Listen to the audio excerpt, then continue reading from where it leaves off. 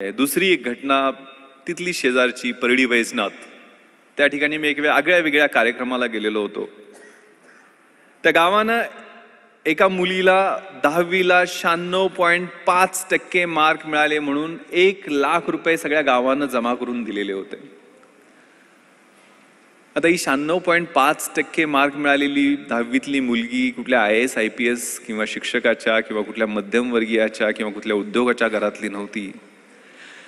तिचे आई वडील हे तिथल्या स्मशानामध्ये झोपडं लावून तिथल्या स्मशानामधल्या चिता पेटवण्याचं काम करायचे.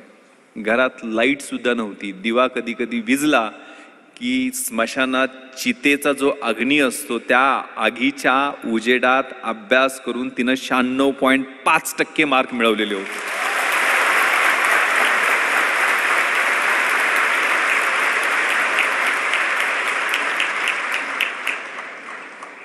तिच्या आईला हेही कळत नव्हतं की 96.5% म्हणजे किती असतात. ती तिला समजून सांगत होती की 90 वर 6 असतात आणि त्या 6 वर परत अजून अर्धा असतो म्हणजे 96.5%.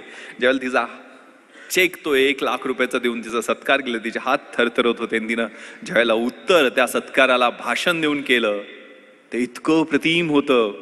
ती काय म्हणाली की साहेब मला बी हैदराबादला जायचंय, पण हैदराबादला मला त्या सैराट मधल्या परशा आणि आर्ची सारखं पळून जायचं नाहीये.